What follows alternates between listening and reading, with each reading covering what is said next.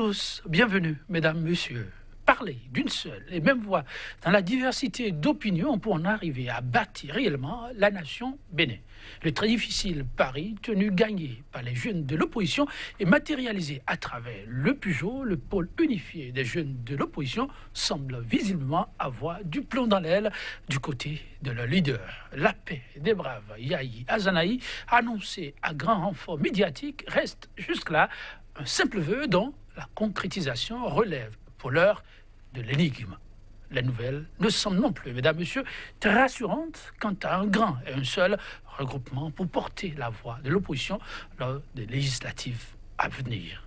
Qui désormais, pour pousser à réaliser ce que, pour d'aucuns, relèvera du miracle. Le Pujo se refuse de jouer le second rôle dans cette marche et se positionne pratiquement en médiateur et demande à chaque acteur clé de tendre la main pour ensemble sauver la barque Bénin qui, en croire les acteurs du Pujo, en serait à prendre de l'eau de toutes parts. Appel sonne à l'aide du Pujo à l'unité des forces de l'opposition. Quelle urgence! La question qui taraude bien des esprits est donc au cœur de ce numéro de votre émission Débat 100% Bénin. Pour en débattre, une des voix qui compte dans cette masse de cette jeunesse résolument décidée à jouer son bateau pour imprimer sa marque. Sur ce plateau, à ma droite, Constantin Amoussou, écrivain, analyste politique, le président du gouvernement des jeunes du Bénin, et par ailleurs, le responsable de la communication et porte-parole du Pujo. Et c'est à ce titre qu'il a répondu à notre invitation. Constantin Amoussou, bonjour. Bonjour, cher ami. Merci pour la disponibilité. Merci, c'est un plaisir renouvelé d'être ici. Nous le savons, mais un calendrier hyper chargé, difficile de décrocher les appels, finalement c'est fait. Et ensuite, on est grune et puis on dit oui, on va essayer, on y est. Ça fait vraiment un plaisir. Parce que sans vous, invité, je veux dire, ce n'est pas évident de tenir le pari avec nos téléspectateurs. Une fois encore, merci. En face de vous, un autre jeune dont la plume n'est plus à présenter, comme l'an Hugues Soussou, mais c'est de lui qu'il est question, juriste, publiciste, il est web chroniqueur. Comme l'an Hugues Soussou, bonjour. Bonjour Joël. Merci aussi de répondre à notre invitation. C'est moi qui vous remercie. Mesdames, Messieurs, plus les jours passent, les regards sont résolument tournés vers 2019 pour un rendez-vous immanquable. Une opposition en rang dispersé à la conquête des sièges de l'Assemblée nationale. L'idée, mesdames, messieurs, est plus que redoutée chaque jour qui passe et qui rapproche un peu plus des prochaines joutes électorales. Très porté vers l'unité d'action, le Pujo a une fois encore lancé un ultime appel à la conjugaison des efforts de l'opposition en une seule force. Constantin Amoussou, pourquoi se demande plus d'un ces appels répétés à la constitution d'un bloc unitaire pour l'opposition? Merci, Joël. Et vous savez, nous sommes du peuple, nous sommes de ce peuple, nous vivons ces difficultés, nous vivons ces attentes, nous vivons ces doléances, son appel. Et nous avons l'obligation, la responsabilité historique de rappeler ce qu'il peut convenir de faire pour que les élections qui profilent à l'horizon soient l'occasion d'une lueur d'espoir. Cette lueur d'espoir ne peut se traduire qu'à travers la victoire écrasante de ceux qui portent le combat au profit de la population dans sa diversité, dans sa grande majorité. Pour ce faire, il est entendu qu'une liste qui gagnerait, c'est une liste sur laquelle, à partir de laquelle les populations du Bénin peuvent reconnaître que les leaders qui portent leur cause et qui se battent pour eux, se sont mis ensemble.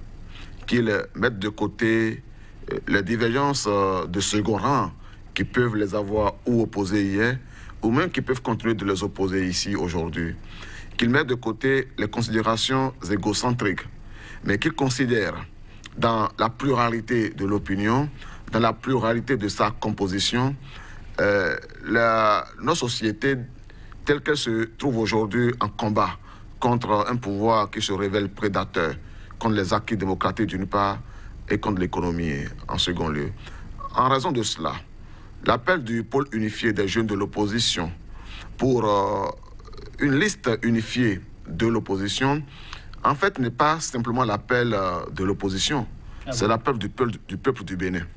C'est d'autant l'appel du peuple du Bénin que, oui, bien sûr, c'est d'autant l'appel du peuple du Bénin que, puisque vous parlez de sondage, je reviens, c'est vrai, il faut en convenir, non pas au nom du Pujol, mais au nom du gouvernement des jeunes du Bénin, d'une tournée dans les 77 communes de notre pays.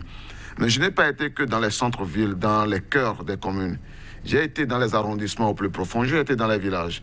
J'ai fait près de 400 arrondissements de notre pays pendant 80 jours. Je faisais en moyenne 10 à 15 villes par jour, parfois 10 à 5 villages par jour, communes par jour. J'ai été très en profondeur, j'ai écouté nos compatriotes au-delà du superficiel, sur leurs ressentis, sur leurs douleurs, sur leur misère, sur leurs galères, sur leurs pleurs, sur leurs larmes, sur leur soif. À ce point, vous parlez des Béninois dans leur quotidien ou une invention. Vous parlez de galères, souffrances, pleurs, tout ça pour le Bénin. Je ne me suis pas contenté de rester ici à Cotonou pour faire de l'imagination, de la fixation contre un pouvoir sur un pouvoir. C'est d'ailleurs pour cela que, même dans des conditions particulièrement difficiles, j'ai insisté pour aller jusqu'au bout dans cette aventure que j'ai engagée, qui aurait dû être l'aventure peut-être des hommes politiques. Parce que c'est leur responsabilité d'aller au contact de leurs militants, des citoyens, de leurs électeurs, pour savoir, pour voir dans quelles conditions ils vivent, même en dehors des périodes électorales. Et ce que j'ai vu, ce que j'ai entendu, m'a rendu encore plus malade que je ne l'étais au moment où je m'engageais pour faire cette tournée. Et m'a déterminé davantage à continuer de lutter pour que notre société, dans sa diversité, dans sa pluralité, puisse être représentée dans un combat tel que, même en considérant que hier nous avions eu des divergences, même en considérant que même aujourd'hui nous avons des divergences sur peut-être quelques questions de détail, mais sur l'ensemble nous trouvions la voie pour dire non à ce pouvoir. Et donc la liste unifiée de l'opposition à laquelle le pôle unifié des jeunes de l'opposition a appelé à travers ma voix, en ma qualité de porte-parole de ce creuset, c'est en fait la liste gagnante. C'est cette liste sur laquelle tous les partis politiques qui de façon constante, depuis au moins 2 ans, ont pris le pari de défendre notre population contre ce régime, contre ce pouvoir, contre ses actes, contre son oppression, contre sa pression, que tous les partis qui se soient âgés de la Renaissance du Bénin, de l'Union sociale libérale, du Parti social démocrate de Emmanuel Golou, en fait, ayant comme président Emmanuel Golou, du MADEP, du PLP et de beaucoup d'autres partis politiques qui mènent ensemble le combat pour que le Bénin se relève. C'est cet appel pour que ces partis taisent les divergences éventuelles, y compris peut-être de positionnement qu'il pourrait y avoir entre eux, et qu'ils considèrent aussi que dans la nécessité de porter ce combat pour le gagner, il ne peut pas s'agir seulement de prendre en considération les partis politiques, mais de considérer que les partis politiques sont nécessaires, mais que, au-delà de la norme des partis politiques, il faut qu'à l'intérieur des partis politiques, on pense au renouvellement de la classe politique. Ce qui suppose que les jeunes, que les femmes... à votre plaidoyer, voilà. Mais la démarche de ce soupir interpelle aussi certains observateurs. Cette insistance à demander aux acteurs politiques, aux leaders, plus précisément de se mettre ensemble pour regarder dans la même direction par rapport aux échéances en vue. Cela s'impose-t-il vraiment? Est-ce qu'il ne faut pas que cette opposition passe finalement à autre chose, où l'heure est impérativement à cette conjugaison d'efforts? Oui, merci Joël Trondi. Et j'ai suffisamment écouté le secrétaire général du Pujol, et qui, par ailleurs, est également président du gouvernement des jeunes du Bénin. Et mes premières observations sont que on constate à travers ses propos qu'il y a une volonté manifeste des populations béninoises à voir les leaders de l'opposition parler d'une seule voix pour les prochaines élections législatives à venir.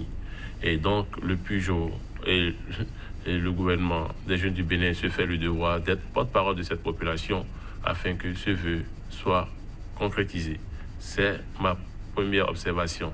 Ensuite, j'ai remarqué, et parce qu'il faut le dire, j'étais le 7 décembre dernier à la Bourse du Travail pour assister à la conférence de presse du Pujol, conférence de presse à travers laquelle les jeunes ont donné de la voix, où ils ont appelé leurs leaders à se mettre ensemble pour les prochaines élections. L'objectif, c'est de gagner.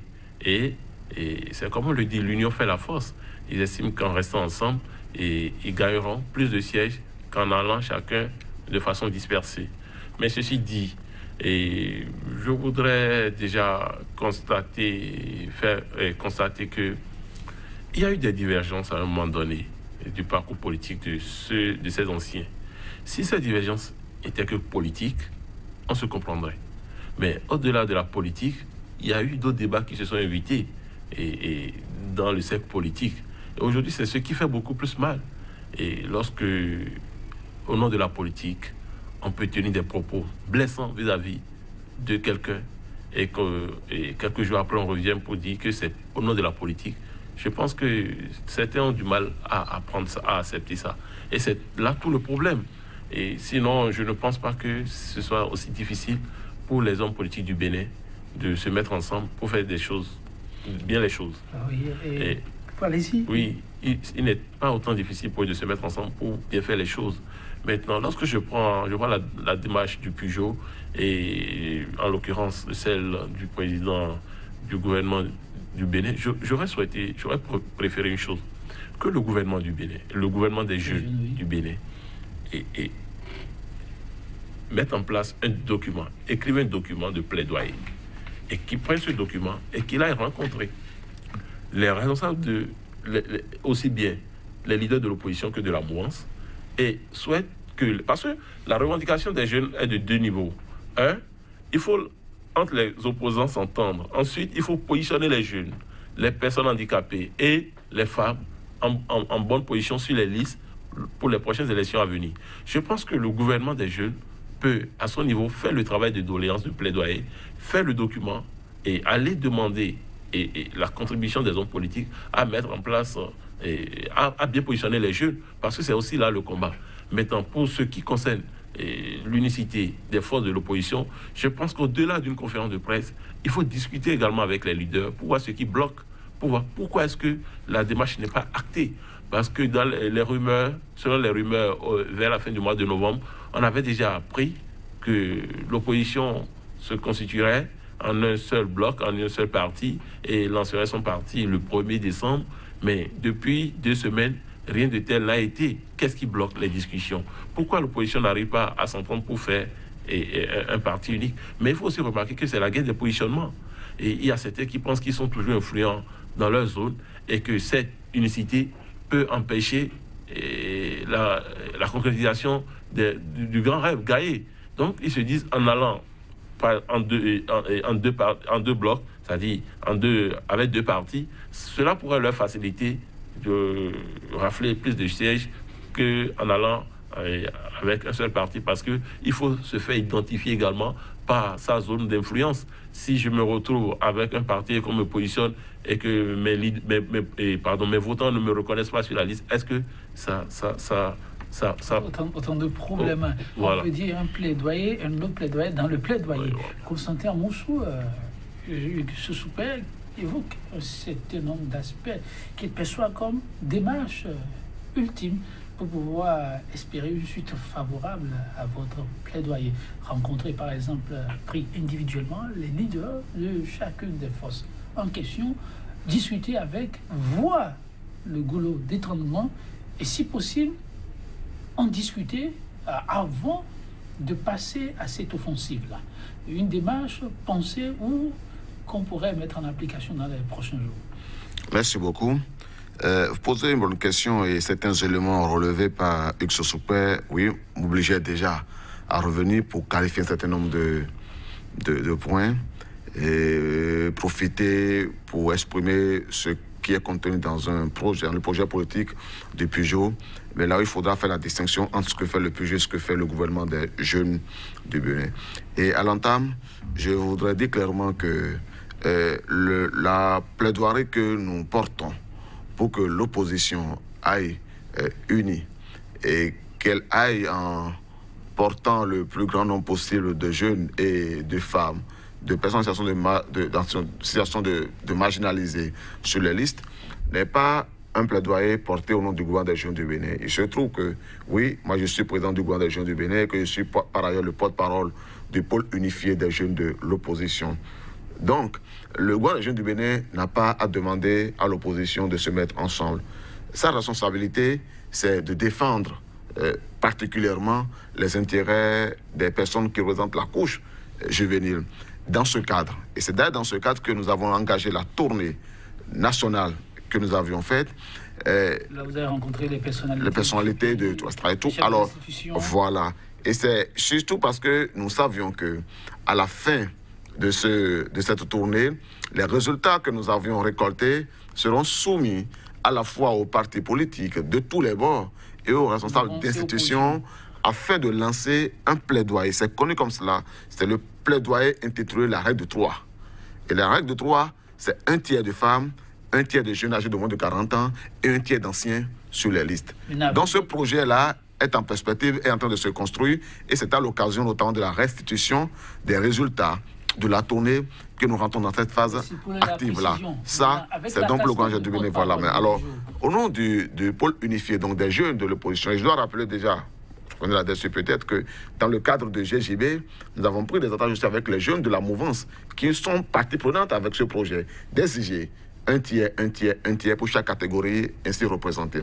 Alors, donc en revenant au Pujo et au sein du Pujo, le combat que nous portons, la responsabilité que nous avons, c'est donc de pouvoir dire chacun au parti politique qui constitue le Pujo, chacun étant relié à un parti politique. Voilà notre plaidoirie.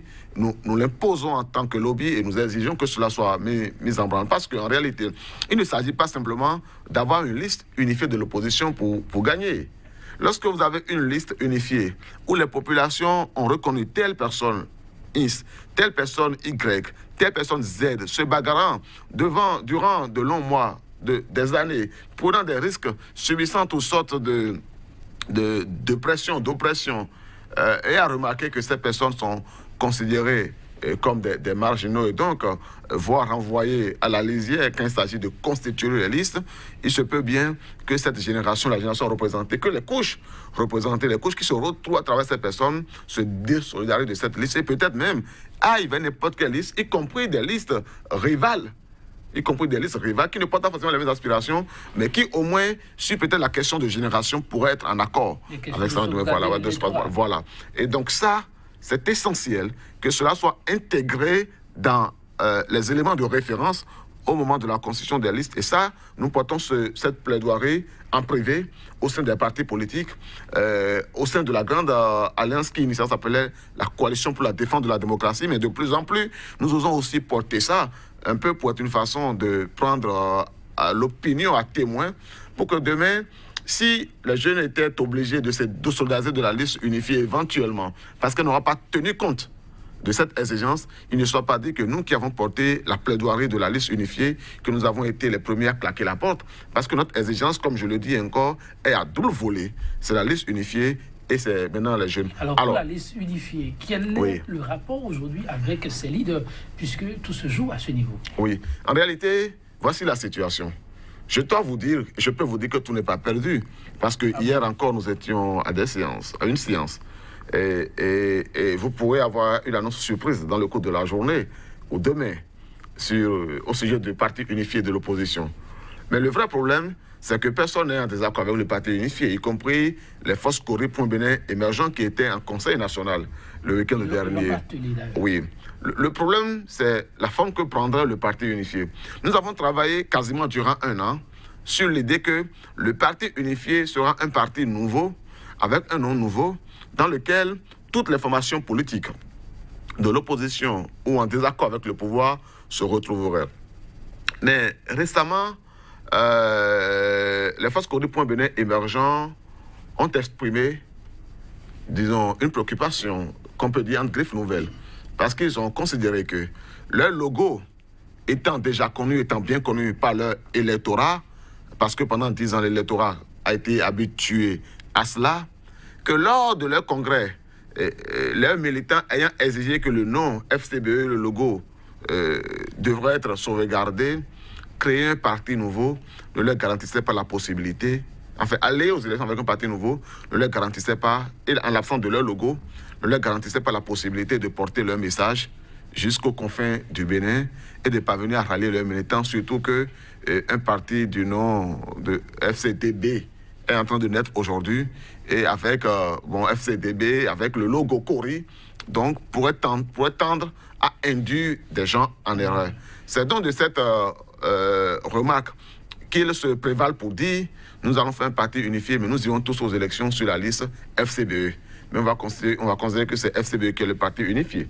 Alors, avant de poursuivre, ce super, mais le suivant, il m'a fait un peu penser à quelques différents près, bien entendu, au parcours du PRD, avec ses alliés, et ensuite ce qu'on a connu, je ne sais pas, le regard de l'observateur.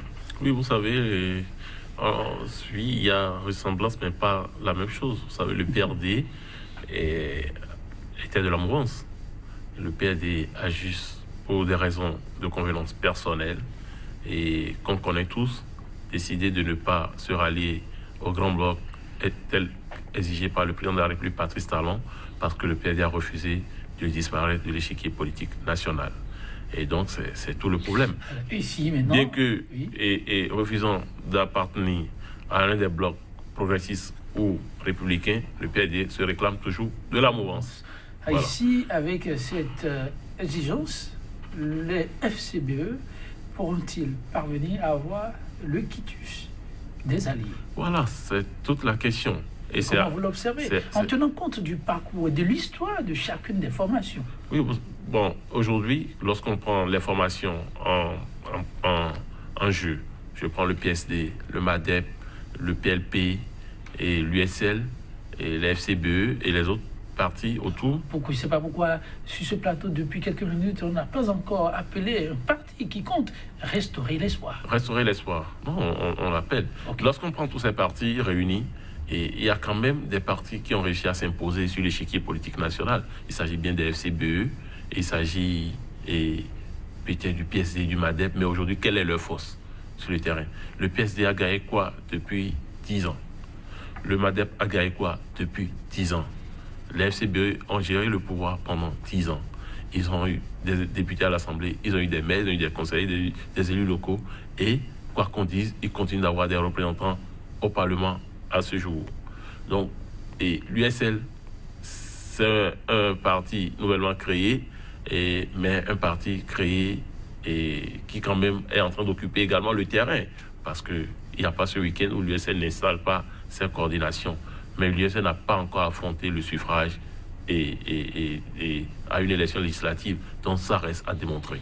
C'est pour dire quoi? Les FCBE n'ont pas tort de vouloir qui est fédération autour d'eux, parce qu'ils ont déjà de l'expérience et ils ont le background nécessaire pour aller affronter le suffrage. Constantin Mousseau soulignait tout à l'heure qu'une surprise pourrait en tout cas c'est tout ce qu'on souhaite, une bonne surprise, parce que toutes les surprises ne sont pas bonnes. Mais je continue en disant aux jeunes de l'opposition que c'est déjà, comme je l'ai dit à l'entame, c'est une bonne initiative que de voir tous les anciens, pas les anciens, l'opposition ensemble, et que ce soit les jeunes qui le disent aujourd'hui.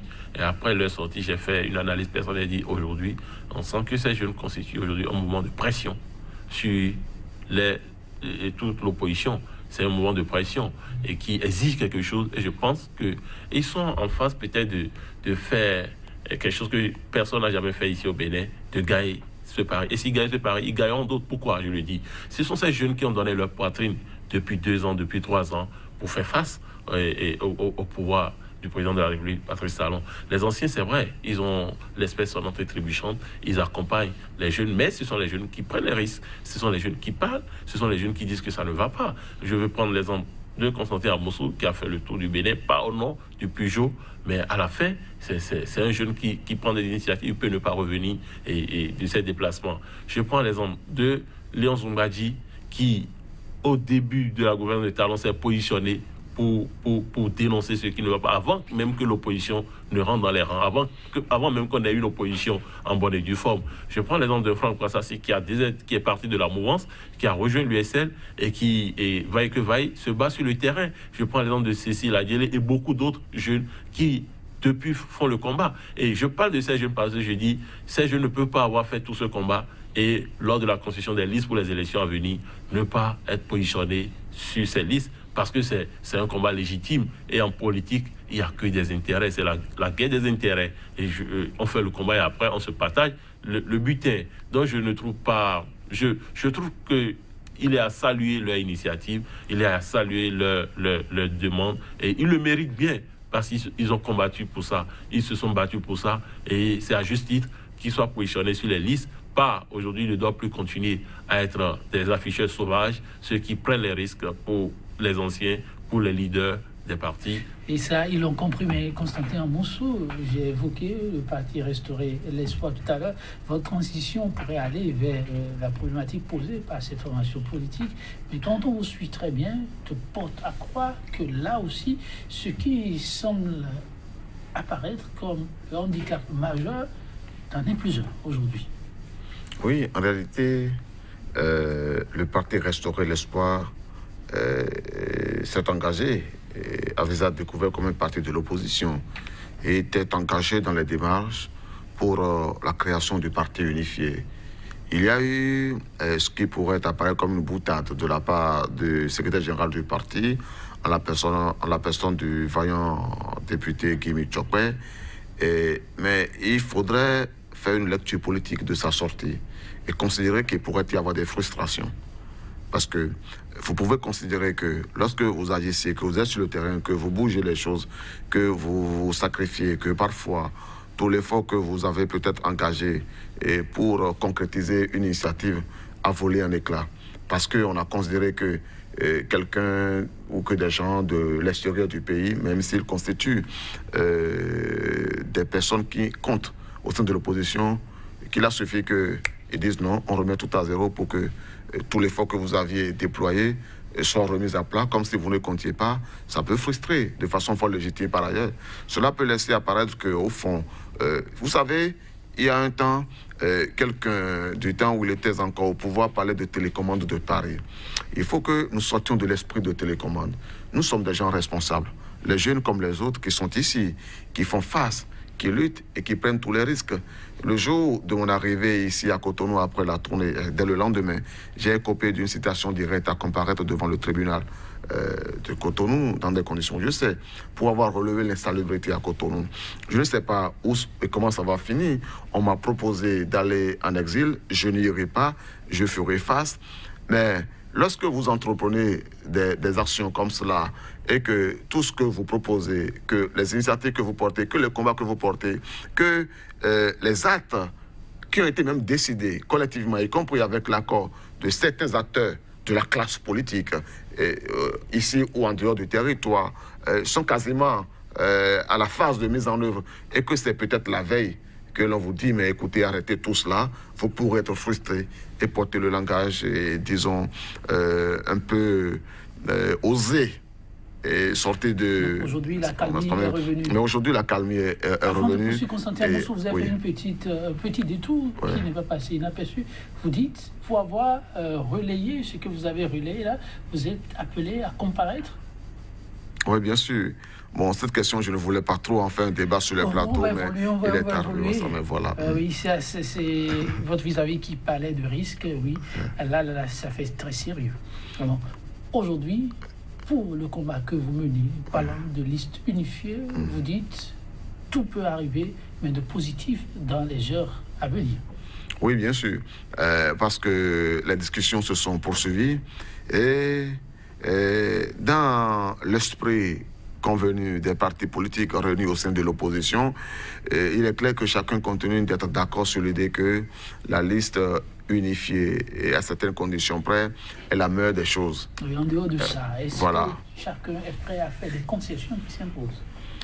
Les concessions sont faites par presque toutes les formations politiques, y compris par les FCBE qui étaient en Conseil national le samedi dernier. Donc, Et les choses sont plutôt très avancées au sujet du parti unifié. Et il n'est pas exclu, une fois encore répété, que d'ici la fin de cette semaine, et peut-être même avant, une surprise agréable sorte des entrailles de l'opposition, pourvu que la fumée que nous espérons blanche soit l'expression tout à la fois de cette unité portée par les jeunes, mais également de cette unité dans la diversité des composantes sociales de notre pays. Et ce combat, nous le portons et nous continuerons de le porter jusqu'au bout. Alors, ce super, c'est un vœu, ce qui se demande. Mais alors, quand on observe la composition actuelle et la carte politique, à savoir il y a 5 formations politiques, grandes formations, se réclamant tous de la mouvance, et une recomposition politique de fait pour l'instant. On a l'USL auquel on peut attribuer une certaine zone électorale. On a le MAD également. On a les RB, le PS de Golo, comme il dit, le parti Restaurer l'Espoir. Si tout cela décidait d'aller avec 2 ou 3, est-ce que ça ne fera pas plus responsable que d'aller avec une seule liste? Merci Joël Yetonji pour la question. J'attendais beaucoup cette question. Oui, je vais répondre en 2 volets. Le premier volet, avant la question, je voudrais dire une chose. Et vous savez, à l'heure où nous parlons, à l'heure actuelle, si on va aux élections tout de suite, la mouvance perdra les élections législatives. Parce que les populations béninoises ont un ressenti vis-à-vis de la gouvernance du président de la République pendant les 2 ans. Et ces populations n'attendent qu'une seule chose. Plus jamais au Bénin, vous ne verrez quelqu'un prendre un bâton et taper l'autre parce qu'il est frustré par un gouvernant. Mais il y a les élections, les urnes. Les populations n'attendent qu'on dise, voici les campagnes, dimanche on va voter pour aller faire un vote sanction. Parce qu'ils ont été atteints dans leur quotidien. Ils ont été atteints par les effets de la gouvernance du président de la République, la gouvernance depuis 2 ans. Chacun en a eu pour son compte. Donc ils savent que c'est pendant les élections et dans les urnes qu'on répond, on donne son avis sur la gouvernance publique. Ça voudra dire quoi? La mouvance est dans de beaux draps. Le président de la République a déjà échoué dans sa gouvernance et est en train d'échouer politiquement parce qu'il n'a pas réussi à fédérer toutes ces forces politiques autour de 2 grandes formations comme il entendait le faire. Le bloc Houdi est parti. Vous voyez ça sous l'angle d'un échec? Oui, c'est un échec politique. Le PRD est parti et il y a l'UDBN qui est parti, il y a Dynamique, il y a les progressistes de nos côtés, il y a les républicains de notre côté. Chez les progressistes, il y a déjà des démissions. Et bientôt, il y aura beaucoup de choses. C'est pour dire quoi? Si aujourd'hui la mouvance seule a 5 blocs, à 5 grands partis, alors qu'au début, il voulait avoir 2, c'est un échec politique du chef de l'État. Et donc, je ne voudrais pas que les opposants offrent l'âme facile au président de la République de rebondir. Parce qu'aujourd'hui, lui, il sait qu'il a ses problèmes, il a le dos au mur. Et il observe l'opposition. Comment est-ce que les opposants vont faire? Et donc, je continue en disant, pour les élections à venir, l'opposition n'a pas à aller convaincre les populations de son choix. Ah bon? Les populations savent ce qu'ils ont à faire, mais les populations voudront se reconnaître à travers les listes. Et il y a eu de l'amalgame ces 2 dernières années, cette histoire de bloc de la majorité, bloc et de la minorité. Les populations savent ceux qui sont restés dans le bloc de la majorité et ils ont vu le travail que ce bloc a fait contre eux. Donc aujourd'hui, ces populations ne voudront pas que sur la liste des opposants, on retrouve des gens qui n'ont pas défendu le peuple, ou bien des gens qui ont été incapables de prendre la défense du peuple à un moment donné. C'est pourquoi je reviens en disant que ce qui va déterminer le résultat des élections législatives à la fin, ce serait le positionnement que les opposants auront fait et la liste qu'ils auront constituée pour ces élections législatives à venir. Tout va se jouer là. Il y aura 2 choses. Ou les populations iront dans les urnes pour voter contre le pouvoir sanctionné, ou les populations vont faire l'option de ne pas aller voter parce que l'opposition n'aurait pas fait ce qu'il faut pour les encourager à aller et choisir des citoyens qui pourront les défendre une fois au Parlement. Revenons sur votre question. Je veux dire une chose. À défaut d'avoir un seul parti politique, l'opposition ne perd rien en ayant 2 partis. Et pourquoi même pas 3?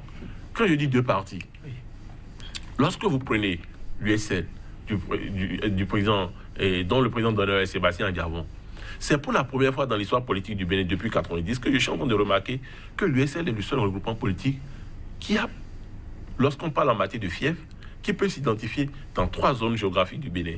Le Mono Koufo, le Koufo et dans le Mémé Plateau.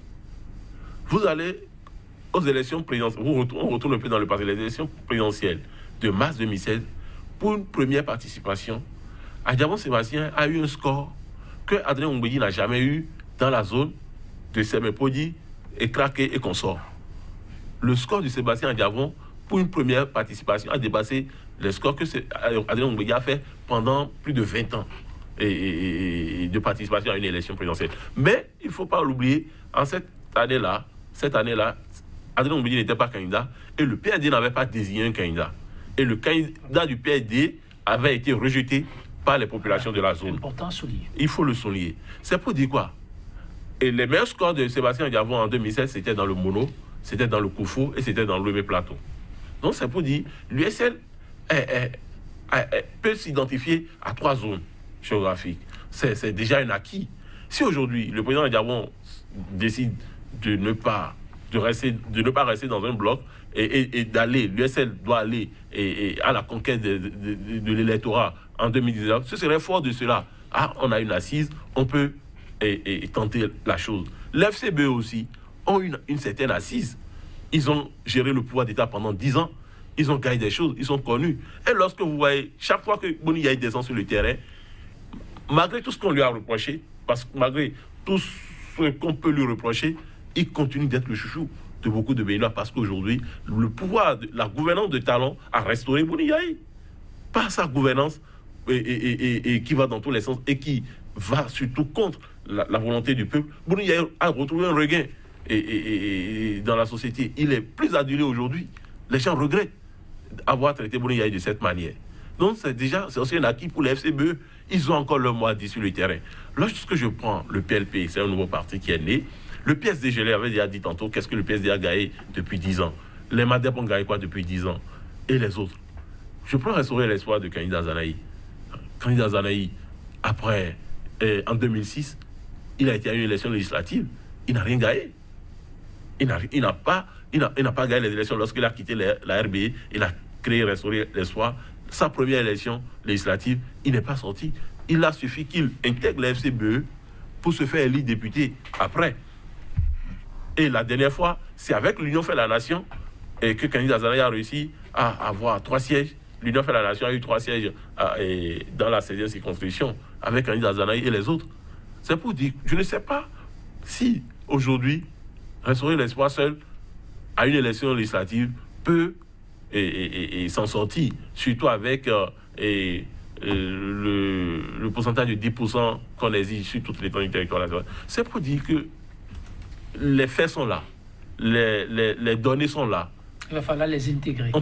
Il faut les intégrer. Moi, je pense, à défaut d'avoir un parti unique de l'opposition, parce que tous ces leaders ont des envies de positionner des gens, ce qui peut compter au lendemain des élections de mars-avril 2019.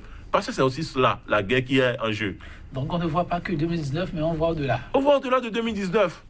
Donc, je dis, pour conclure, à défaut d'avoir une liste unifiée, autour de laquelle tout le monde s'entend, on peut aller à 2, où chacun se range du côté qui l'intéresse, et après, on va aux élections, on verra. Les populations ne vont pas rester aussi intransigeantes. Ne vont pas intransigeantes, mais les populations ne vont pas rejeter systématiquement l'opposition parce qu'elle se serait présentée à elle avec 2 listes. On sait déjà que la mouvance s'est engouffrée en ayant aujourd'hui 5 ou 6 blocs déjà. Constantin Aboussou, voilà encore d'autres pistes que votre vis-à-vis soit. La population n'attend que le jour du vote pour exprimer sa volonté. Mais le reste, une fois encore, ce sont les leaders qui doivent faire le choix qui s'impose. L'homme évoque un peu votre second plaidoyer, question du positionnement des figures qu'il faut pouvoir accompagner à la hauteur du travail abattu, mais aussi un contact avec la population pour qu'elle ne se sente pas flouée, auquel cas tout peut arriver. Oui, très bien. En fait, ce que révèle la situation actuelle, ce sont les faits que nous avions déjà dénoncés, notamment comme des contenus de ce code électoral de cette charte des partis politiques. Parce qu'à l'évidence, vous verrez que les problèmes qui sont soulevés aujourd'hui le sont, en raison notamment des risques qui sont encourus à l'hypothèse que les partis politiques ne sachent se présenter pour savoir exactement ce qu'ils veulent. Autrement, ce qui aurait été très bon aujourd'hui, c'est que toutes les formations politiques aillent aux élections et qu'on sache au sortir des élections ce que chacun vaut. Malheureusement, en raison du code électoral, malheureusement, on est obligé de vouloir aller ensemble pour ne pas prêter le flanc. Pour ne pas prêter le flanc au jeu du pouvoir et donc en avoir des difficultés, de mise ensemble de l'opposition et donc les conséquences de cette incapacité à se mettre ensemble. Ce qui est essentiel à retenir aujourd'hui à mes yeux, c'est de considérer que oui, que ce soit en un seul parti ou deux, peut-être même éventuellement au-delà de deux, que l'essentiel du message soit porté et que les populations où qu'elles se trouvent soient en mesure de décrypter quel est le message réel et quelles sont les personnalités, les acteurs politiques auxquels les populations s'identifier. Ce travail, il faut le faire de façon intense, en ayant à l'esprit que oui, nous sommes à la quête de l'idéal. Nous pourrions l'atteindre. Il est d'avoir une seule liste. Mais si éventuellement on était au-delà d'une liste, eh bien que les populations sachent aussi regarder dans cette diversité de listes et apprécier de façon sereine ce qui pourrait apparaître comme les meilleurs défenseurs de sa cause. Une seule et unique liste pour l'opposition, est-ce qu'on y arrivera? Mesdames, Messieurs, dans les heures à suivre, nous serons situés, nous reviendrons sur ce plateau pour faire les éléments, apporter plutôt les éléments d'analyse qui s'imposent. Mais avant de laisser partir nos invités, il nous reste encore quelques minutes. Constantin Moussou, 11 décembre 90, 11 décembre 2018, ça fait une grande date pour l'histoire du Bénin, la Constitution béninoise, 28 ans. Qu'est-ce que vous êtes tenté de dire à la croisée des chemins avec le nouveau élan qu'on demande à toute une classe politique? Le 11 décembre, pour moi, c'est une grande date à plusieurs, à plusieurs égards. Très rapidement, sous cette gouvernance avec le 11 décembre, quel est le regard que vous êtes tenté de porter? D'abord, on va passer à votre vis-à-vis et conclure. D'abord, oui, ce 11 décembre, comme chaque Béninois, nous pensons à notre constitution qui a été banalisée, bafouée ces dernières années avec un dédain inexplicable. Et j'ai mal au cœur quand j'y pense, quand je peux savoir les conditions, je peux me rappeler les conditions dans lesquelles cette constitution a émergé. Et j'ai d'autant mal que c'est un 11 décembre comme celui-ci que les membres du gouvernement des jeunes du Bénin ont été investis officiellement et ont pris leur charge devant le parrainage du garde des Sceaux, de l'ancien garde des Sceaux, devenu président de la Cour constitutionnelle. Bien sûr. À vous, alors. Merci. Mais c'est aussi un 11 décembre que mon Benjamin est né et donc c'est son anniversaire. Vous comprenez que c'est ma journée et que je sois ému d'observer qu'en une journée comme celle-là, malheureusement. À l'heure du bilan, avec un regain d'espoir pour l'avenir ou beaucoup de déception? Je voudrais, contre les signaux, demeurer désespérément optimiste. Merci et c'est beaucoup. aussi le message que je lance à la jeunesse. Alors, Hugues Soussoupé, une date qui compte certainement pour vous aussi. Oui, je pense que déjà il faut remercier ceux qui ont travaillé pour l'avènement de cette constitution. Parce que, comme j'ai l'habitude de le dire, et ils ont fait quelque chose. Ils nous ont apporté la stabilité politique, toute chose qui peut emmener au développement. Aujourd'hui, nous devons faire le second pas. Le développement économique du Bénin. Cela s'impose. Le développement économique du Bénin, cela s'impose. Mais avant, dit-il, un pas sérieux a été posé, celui de la stabilité politique. La paix, ce n'est pas un vrai mot. Vivement qu'elle demeure une réalité le plus longtemps possible.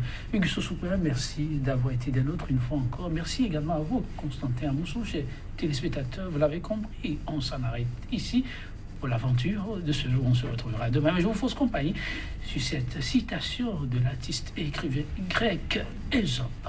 Je lui cite: autant l'union fait la force, autant la discorde expose à une prompte défaite.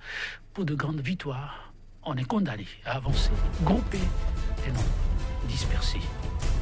de vous.